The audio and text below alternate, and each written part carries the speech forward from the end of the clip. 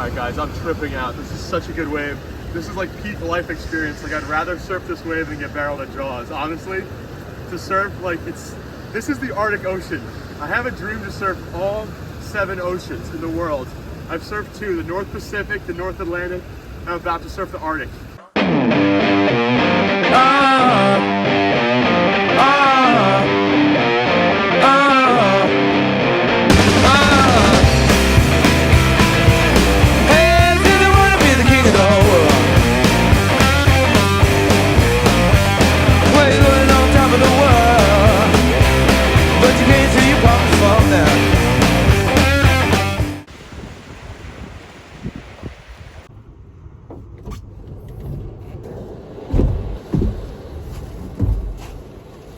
Alright, Young Groms.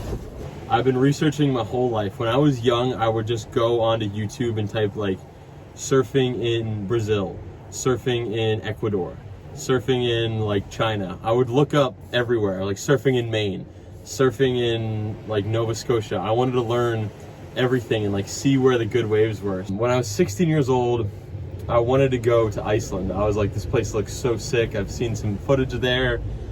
Some movies like Castles in the Sky with Dane Reynolds. I heard that we were going to go up to the north side of Iceland. He was my favorite surfer. I saw Dane Reynolds ripping up this crazy right point break in the wind with like a huge mountain in the background, and I was like, I want to do that. I want to go there in Iceland. I was like looking up all this stuff, and I came across the Arctic surfers. As I mentioned in the Surf Skipper Review podcast, it was $5,000 for a week, and I was 16 years old, and I was like, I'll never ever be able in my life to throw away $5 on a trip where I might not even get waves. So I kind of wrote it off, and then went to Jaws. I kind of got skunked there. I paddled out alone. It was like a sick experience, but I was like, I want to do what I love to do. I wanted to go back to like what I loved about surfing as a kid, which was like exploring. Like I grew up surfing in Montauk, and I always wondered what like the cove over, what the next beach could do. And I would hear stories from my uncles and about these epic waves that would break, or sandbars that would break but haven't broke in like a long time. And I was just in love with the surf culture. So after Jaws, I was like, what am I gonna do next year? Like in med school, we kind of only have like one shot every year. So I was like, you know what? I want to do Iceland. And I researched it that whole winter. I went to Jaws, surfed it on Christmas Eve of 2021. So the rest of that winter, like 2022, I was just researching Iceland, just learning as much as I could. And I've talked about all this, but I eventually pulled the trigger. I just went for it. I was like, throw all my money at this thing. I had like a certain amount of savings, and I might be broke after it, but I'm gonna go for it. I want to do this. This is something I want to do in my life. And it ended up being the most epic trip of my life. So we ended up surfing this right that was absolutely perfect. Not a drop of water out of place.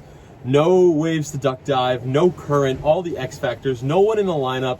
I had it for 2 hours to myself, and then like 1 or 2 other guys paddled out later in the day. And we were sharing waves, and it was even better than surfing alone. Best experience of my life. If I had to live that day over and over again for the rest of my life, that's what I would do. And it comes down to a few things. I love surfing point breaks, I love exploring, and I just love the cold water too. Like I would surf that wave anywhere in the world, no matter how cold.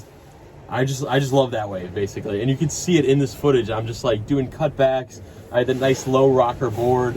It has a barrel section. I didn't really get any barrels, but Iceland was sick, and it's really motivating. I was like, I found what I want to do in life. This is what I love. Like even if it's not my primary source of income, I know in my free time what I want to do. Like I know, and some people aren't that lucky. Like I feel like I'm the luckiest guy in the world because I know exactly what I want to do. I want to go back to Iceland and surf that wave, and I want to explore and surf other waves like that. And I've had this goal for like a while. It's always been in the back of my head, but I want to go surf in the 7 oceans, and I want to go surf every single continent. So just to break that down, the 7 continents are North America, South America, Asia, Europe, Africa, Australia. Sometimes they say Australia, Oceania, and then Antarctica. And the 7 oceans are North Pacific, South Pacific, North Atlantic, South Atlantic, Arctic, Indian, and Southern Ocean. So I know what you're thinking. The hardest one is going to be Antarctica and the Southern Ocean. I got really excited because I was able to surf the true Arctic Ocean. Some people say on the north side of Iceland, it's referred to as the Greenland Sea or the Iceland Sea.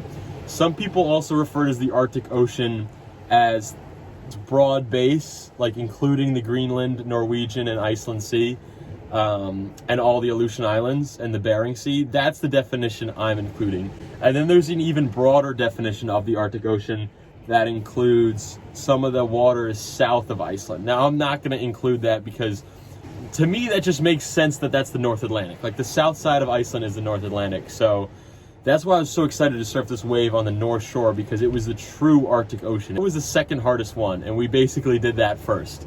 The hardest ocean is going to be the Southern Ocean, because when I'm looking on the map, the borders of it are like super tight, like all the way around Antarctica. So you can't really do like the southern tip of Patagonia or like the Falkland Islands and say you surf the Southern Ocean.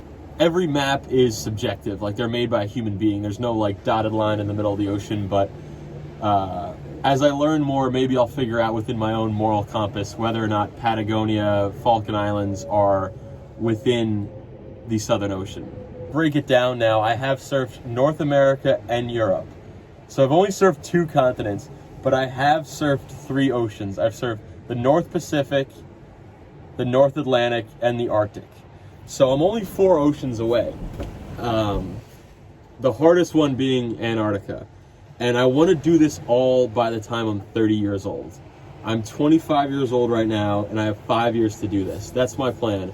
Because I'm someone who wants to go for it. I believe that accomplishing your dreams is not based upon your bank account. Money is a great tool for helping any situation, but I believe you can make the excuse that, like, if I had more money, I would do this. I thought I'd have to be like a very wealthy man to do this. And that was exactly me at 16, where I could have done this earlier in life if I really worked at it. So if you want something, you have to go get it. You can't just sit around and say, oh, it's expensive to get a chopper to Iceland, or it's expensive to take a cruise line to Antarctica. I mean, Antarctica is probably the most expensive place to go ever because there's just nothing there. But yeah, I want to go surf Antarctica. I want to do that one last, obviously, because that'll be the hardest. But it's pretty crazy. Like, I've never been to Bali. I've never been to anywhere in the Indian Ocean. I've never even been to the South Pacific. So that would be a cool place to surf next. And I obviously want to go back to Iceland. This is a thing that could take me my whole life, but I want to do it by the time I'm 30. That's my goal within the next 4 years. Within the next 5 to 4 years. Everything I've gone through in life, like, this makes it worth it. Like, I can't explain how cool this wave is.